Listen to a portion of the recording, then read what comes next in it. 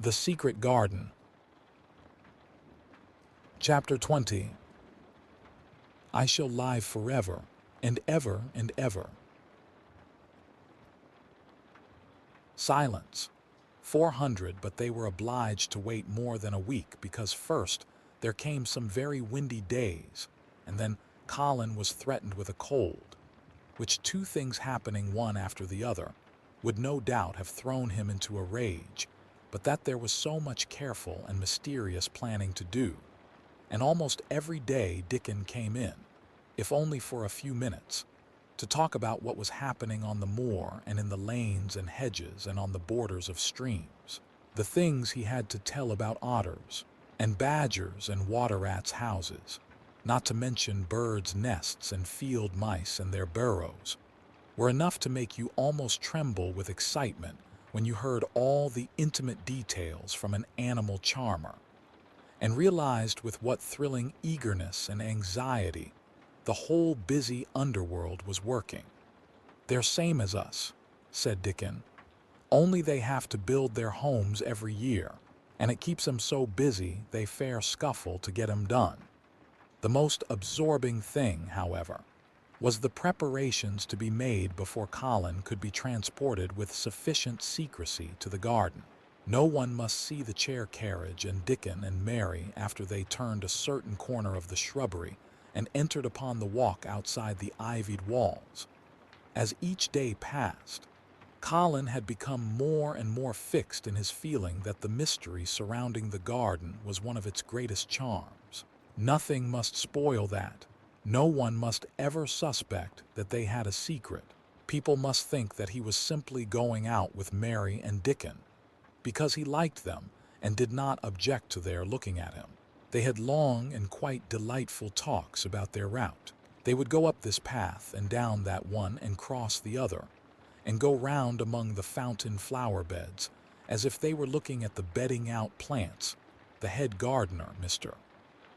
Roach, had been having arranged, that would seem such a rational thing to do that no one would think it at all mysterious. They would turn into the shrubbery walks and lose themselves until they came to the long walls.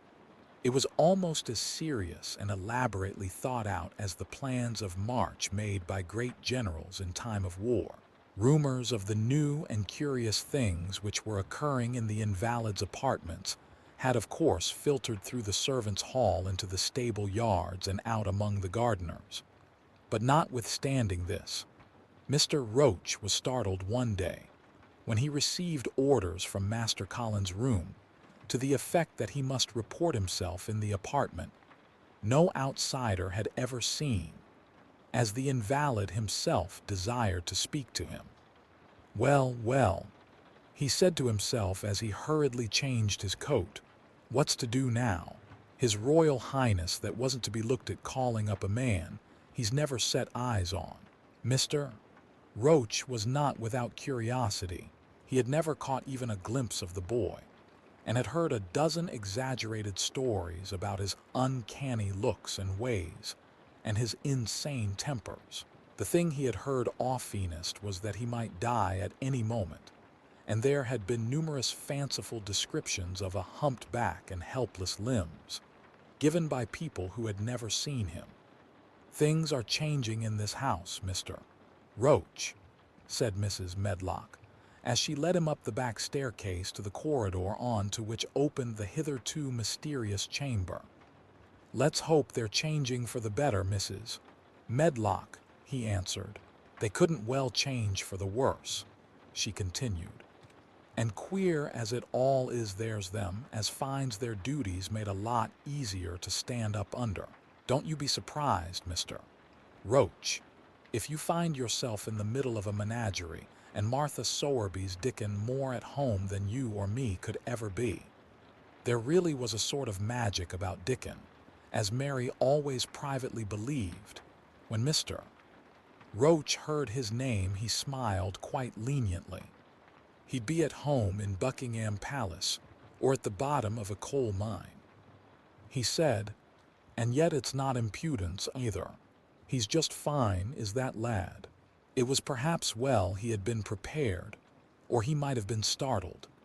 when the bedroom door was opened. A large crow, which seemed quite at home perched on the high back of a carven chair, announced the entrance of a visitor by saying caw, caw quite loudly.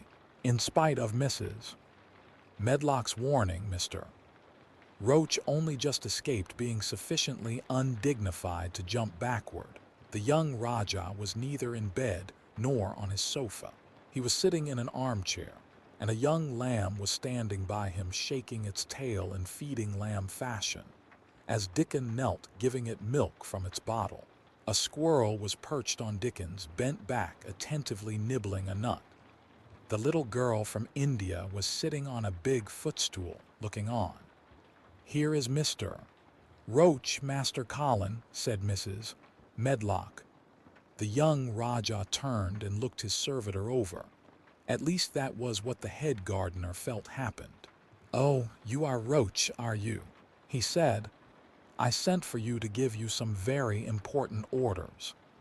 "Very good, sir," answered Roach, wondering if he was to receive instructions to fell all the oaks in the park or to transform the orchards into water gardens. "I am going out in my chair this afternoon," said Colin. "If the fresh air agrees with me, I may go out every day when I go. None of the gardeners are to be anywhere near the long walk by the garden walls. No one is to be there. I shall go out about 2 o'clock, and everyone must keep away until I send word that they may go back to their work." "Very good, sir," replied Mr. Roach, much relieved to hear that the oaks might remain and that the orchards were safe. "Mary," said Colin, turning to her, "what is that thing you say in India when you have finished talking and want people to go?" "You say, 'You have my permission to go,'" answered Mary. The Rajah waved his hand. "You have my permission to go, Roach," he said. "But remember, this is very important." "Caw, caw," remarked the crow hoarsely but not impolitely. "Very good, sir." "Thank you, sir," said Mr. Roach, and Mrs. Medlock took him out of the room. Outside in the corridor, being a rather good-natured man, he smiled until he almost laughed. "My word," he said, "he's got a fine lordly way with him, hasn't he? You'd think he was a whole royal family rolled into one, prince consort and all." "Eh?" protested Mrs. Medlock. "We've had to let him trample all over every one of us ever since he had feet, and he thinks that's what folks was born for." "Perhaps he'll grow out of it if he lives," suggested Mr. Roach. "Well, there's one thing pretty sure," said Mrs. Medlock. "If he does live, and that Indian child stays here, I'll warrant she teaches him that the whole orange does not belong to him, as Susan Sowerby says, and he'll be likely to find out the size of his own quarter." Inside the room, Colin was leaning back on his cushions. "It's all safe now," he said, "and this afternoon I shall see it. This afternoon I shall be in it." Dickon went back to the garden with his creatures, and Mary stayed with Colin. She did not think he looked tired, but he was very quiet before their lunch came, and he was quiet while they were eating it. She wondered why and asked him about it. "What big eyes you've got, Colin," she said. "When you are thinking they get as big as saucers. What are you thinking about now?" "I can't help thinking about what it will look like," he answered. "The garden?" asked Mary. "The springtime," he said. "I was thinking that I've really never seen it before. I scarcely ever went out, and when I did go, I never looked at it. I didn't even think about it." "I never saw it in India because there wasn't any," said Mary. Shut in and morbid as his life had been, Colin had more imagination than she had, and at least he had spent a good deal of time looking at wonderful books and pictures. "That morning when you ran in and said it's come, you made me feel quite queer. It sounded as if things were coming with a great procession and big bursts and wafts of music. I've a picture like it in one of my books. crowds of lovely people and children with garlands and branches with blossoms on them. Everyone laughing and dancing and crowding and playing on pipes. That was why I said, "Perhaps we shall hear golden trumpets," and told you to throw open the window. How funny, said Mary. That's really just what it feels like, and if all the flowers and leaves and green things and birds and wild creatures danced past at once, what a crowd it would be. I'm sure they'd dance and sing and flute, and that would be the wafts of music. They both laughed, but it was not because the idea was laughable, but because they both so liked it. A little later, the nurse made Colin ready. She noticed that, instead of lying like a log while his clothes were put on, he sat up and made some efforts to help himself. And he talked and laughed with Mary all the time. "This is one of his good days, sir," she said to Dr. Craven, who dropped in to inspect him. "He's in such good spirits that it makes him stronger." "I'll call in again later in the afternoon after he has come in," said Dr. Craven. "I must see how the going out agrees with him. I wish," in a very low voice, "that he would let you go with him." "I'd rather give up the case this moment, sir, than even stay here while it's suggested," answered the nurse with sudden firmness. "I hadn't really decided to suggest it," said the doctor, with his slight nervousness. "We'll try the experiment. Dickon's a lad I'd trust with a newborn child." The strongest footman in the house carried Colin downstairs and put him in his wheeled chair near which Dickon waited outside.